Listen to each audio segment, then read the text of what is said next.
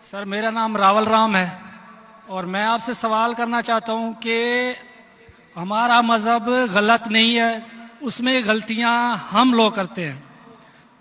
जना हराम है हमारे मजहब में, शराब नोशी हराम है, जना हराम है, मतलब कि जैसे भी गलत काम सारे गलत उसमें भी लिखे हुए हैं और यही इस्लाम में भी है।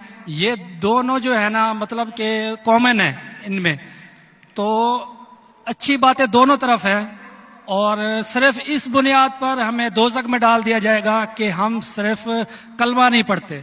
अदरवाइज हम लोगों में भी वही चीजें हैं, सिर्फ इबादत का तरीका और है। बाकी बस इस सवाल मैंने जो भाई साहब आपका नाम क्या है? रावल राम। रावल राम जी जी रावल राम ने एक अच्छा सवाल पूछा। जी उसने कहा कि उनकी मजहब किताब में भी जिना हराम है, बिल्कुल सही फरमाते। उनके मजहब में लिखा हुआ है कि शराब हराम है, बिल्कुल सही फरमाते।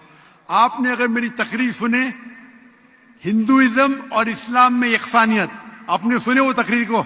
जी जी अच्छा, वो तकरीर में लिखा है हिंदू मजहब में दो किस्म के किताबें हैं, एक श्रुति और एक स्मृति। श्रुति मतलब वो किताब जो भगवान की तरफ से आती है, भगवान की तरफ से। स्मृति वो किताब जो इंसानों ने लिखी है। श्रुति में आता है वेद एंड उपनिषद, स्मृति में आता है महाभारत, रामायण, भगवत गीता, मनुस्मृति एटसेट्रा। आप अगर पढ़ेंगे आपके छंदोग्य उपनिषद जो श्रुति है, छंदोग्य उपनिषद चैप्टर नंबर 6 सेक्शन नंबर 2 श्लोक नंबर 1, नाकस्य कसिज,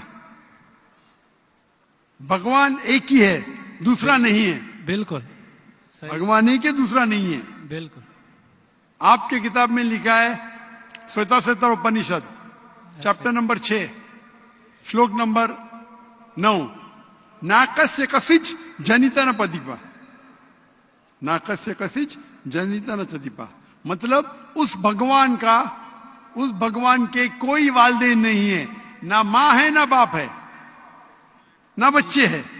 सही लिखा है श्वेताश्वेतर उपनिषद में चैप्टर नंबर 4 श्लोक नंबर 19, न तस्य प्रतिमा अस्ति, प्रतिमा के मानी होती है संस्कृत में अक्स, picture, photo, statue, idol, painting. न तस्य प्रतिमा अस्ति, उस भगवान की कोई अक्स नहीं, कोई पेंटिंग नहीं, कोई पिक्चर नहीं, कोई फोटो नहीं, कोई स्टैच्यू नहीं, कोई स्कल्पचर नहीं। ये लिखा है यजुर्वेद चैप्टर नंबर 32 श्लोक नंबर 3 में भी, ना तस्य प्रतिमास्ति। तो आप अगर भगवान को मानते हैं और भगवान की मूर्ति बनाते हैं तो गलत है। आपके किताब के हिसाब से कुरान मजीद को बाजू रखो, हदीस को बाजू रखो।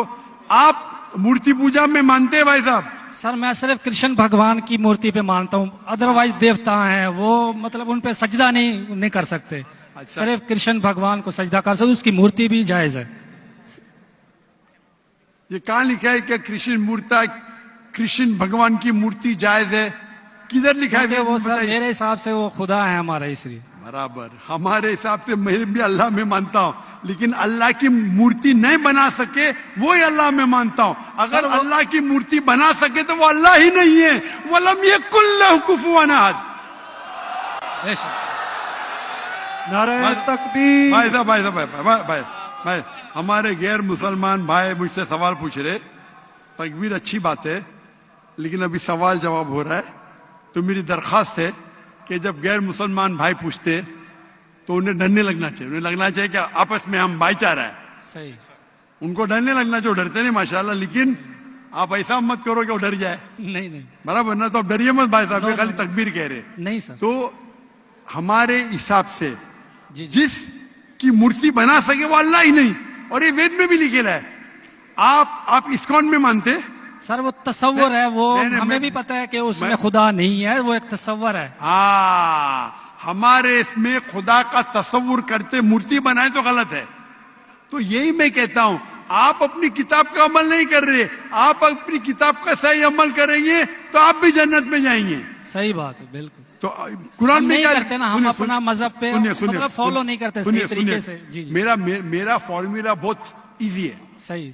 कुरान मजीद में लिखा है सूरह इमरान में सूरह नंबर 3 आयत नंबर 64 में, तालौ इला कलिमतिन सवाइम बैना बैनकुम, आओ हम उस बात की तरफ जो आप और हम में यकसा है। सही। अपन आज माने जो आप और हम में यकसा है, कम से कम उस पे तो अमल करे। मेरा फॉर्मूला यूनिवर्सल है, पूरा भाईचारा है। मैं कहता हूं भाई बाइबल को लेके आओ, वेद को लेके आओ, कुरान को लेके आओ। वेद काफी बड़ी है, जी जी, बाइबल कुरान से 3 गुना बड़ा है। हम आज वादा करें कि जो यकसा है कम से कम उस पे तो अमल करे। जो यकसा नहीं उसको साइड पे रखेंगे, कल बहस करेंगे। जो यकसा उस पे तो अमल करे। बाइबल में लिखा है, वेद में लिखा है खुदा एक है, खुदा का अक्स नहीं। अगर आप खुदा का अक्स बनाते तो आप वेद के खिलाफ जाते।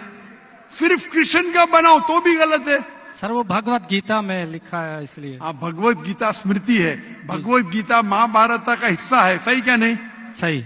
तो महाभारत एक स्मृति है, स्मृति श्रुति के खिलाफ नहीं जा सकती है। अगर स्मृति और श्रुति में टकराव है तो हम श्रुति को मानेंगे, स्मृति को नहीं। वेद और उपनिषद सबसे ऊपर है। सही। तो आपका एक पीएचडी टीचर है, वो कुछ कहता है, और एक बैचलर है। आप पीएचडी वाले उस्ताद को मानेंगे या जो बैचलर के डिग्री वाले उस्ताद को मानेंगे? किसको मानेंगे? कौन से उस्ताद को मानेंगे? PhD sir. पीएचडी। तो आपका पीएचडी वेद है। सही। तो अगर आप मूर्ति पूजा छोड़ देंगे और आपके किताब में लिखा हुआ है, आपके किताब में लिखा है कि आखिरी पैगंबर आने वाले हैं, और आप वेद पढ़ेंगे और पुराना पढ़ेंगे, उसके अंदर कई जगह पे लिखा है कि आखिरी पैगंबर मोहम्मद सल्लल्लाहु अलैहि वसल्लम है। आप अगर कल की पुराना पढ़ेंगे, भविष्य पुराना भी है, कल की पुराना है, और आप मेरी तकरीर सुनेंगे। एक तकरीर है मेरी, मोहम्मद सल्लल्लाहु अलैहि वसल्लम का जिक्र हिंदू मजहबी किताबों में। वक्त की किल्लत होने की वजह से सिर्फ मैं छोटी पॉइंट कहूंगा। आप अगर कल की पुराना पढ़ेंगे, चैप्टर नंबर 2, श्लोक नंबर 5, 7, 11, 15, 17, उसमें लिखा है क्या? एक अवतार आएंगे, आखिरी अवतार आएंगे, जिसके वालिद का नाम है विष्णु यास। विष्णु मतलब भगवान, जी जी। यास मतलब उसका बंदा, उसका सर्वेंट। अरबी में तर्जुमा करेंगे तो अब्दुल्ला होता है। आखिरी पैगंबर आएंगे जिसका वालिद के नाम अब्दुल्ला है। उसके मां का नाम है सुमति। सुमति संस्कृत में मतलब अमन, शांति। अरबी में कहेंगे आमिना। मोहम्मद सल्लल्लाहु अलैहि वसल्लम के मां का नाम था आमिना। वो पैदा होंगे एक अमन शहर में, मक्का। उस शहर के ग्रोह के लीडर के कबीले में पैदा होंगे, कुरैश के कबीले में। उसके 4 करीब दोस्त होंगे। जिक्र हो रहा है खुलफा राशिदीन का। और मोहम्मद सल्लल्लाहु अलैहि वसल्लम का जिक्र तो बहुत लंबा है, 2 घंटे की तकरीर दे सकता हूं मैं। सही।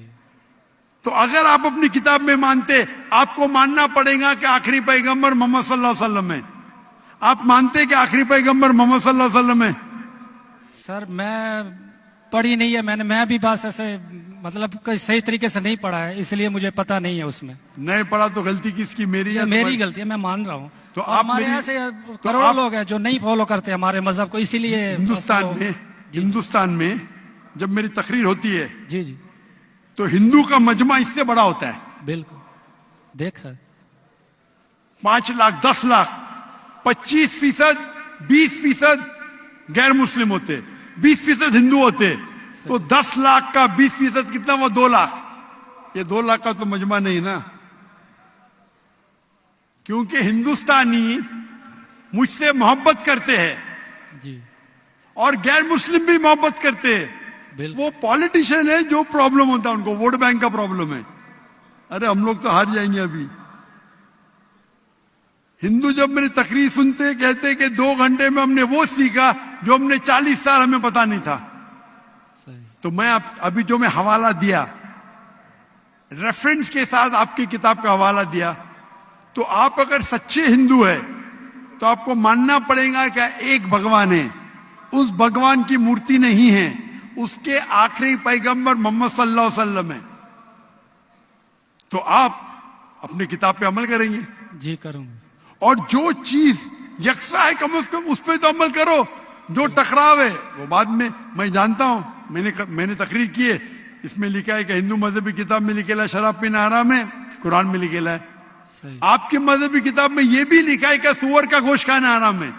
सही। और आपकी किताब कुरान से सख्त है, उसमें लिखा है कि अगर आप सुअर का गोश्त बेचेंगे तो पैर और हाथ, उल्टे पैर और उल्टे हाथ काटना चाहिए।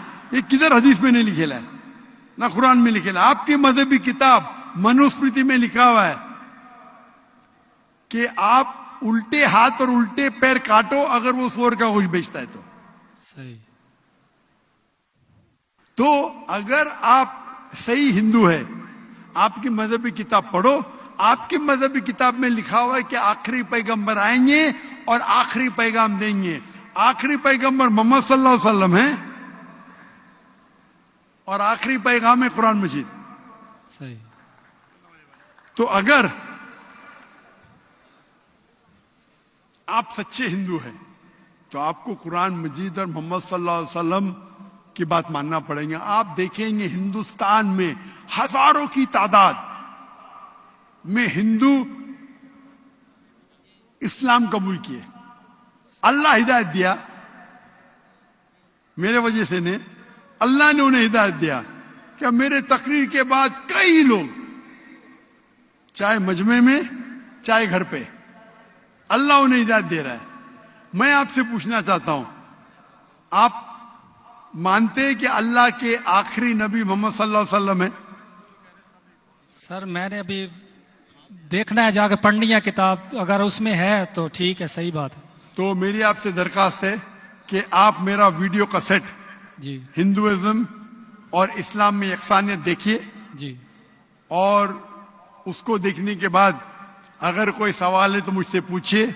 अगर आपको यकीन आता है तो हक है, तो मैं आपको दावत देता हूं कि हक का पैगाम को एक्सेप्ट करो और इंशाअल्लाह ये आपके लिए राह नजात बनेंगी इंशाअल्लाह।